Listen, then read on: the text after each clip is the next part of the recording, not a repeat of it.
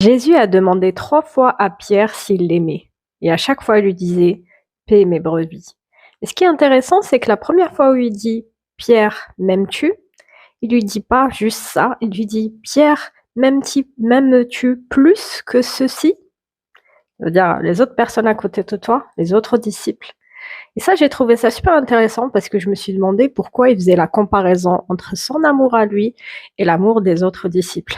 Et puis je me suis rendu compte que les autres disciples, dont Jean, parce qu'on connaît plus de lui, il lui a beaucoup montré qu'il l'aimait, au point où il s'est mis sur son épaule, il lui a demandé qui était celui qui allait le livrer, et il a même été au pied de la croix avec la maman de Jésus.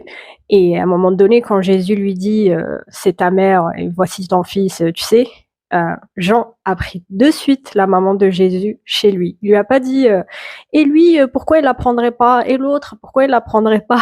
Alors que Pierre, quand il lui a dit comment il allait mourir, Pierre, il regarde Jean et il dit: et lui, qu'est-ce qui va lui arriver? Est-ce qu'il va souffrir comme moi? Tu vois, à chaque fois, il faisait la comparaison. Donc je me suis dit, les autres ont montré l'amour. Pierre, pas trop, au point qu'il l'ait renié, pardon.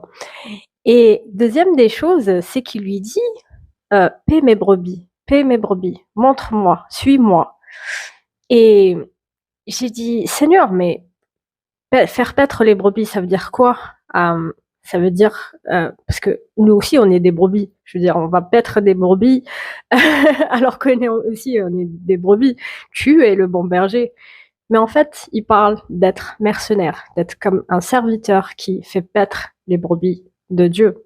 Et j'ai remarqué un truc, c'est que quand Pierre dit qu'il va aller à la pêche, retourner à la pêche, son premier métier, juste après la résurrection de Jésus, remarquez un truc, c'est que les autres disciples, ils lui ont dit: OK, on vient avec toi. Je veux dire, ils étaient tous pêcheurs. Au moins 4 des 12 disciples étaient pêcheurs de poissons. Mais il y en a qu'un seul qui a dit: je vais revenir à la pêche. Et les autres ont suivi. On vient avec toi. C'est comme si c'était le leader. Tu vois, on sait pas trop quoi faire. Il y en a un qui dit: on va retourner à la pêche. Bah, on retourne à la pêche avec lui. Tu vois. Et c'est pour ça qu'il lui dit: t'as comme une âme de leader, hein.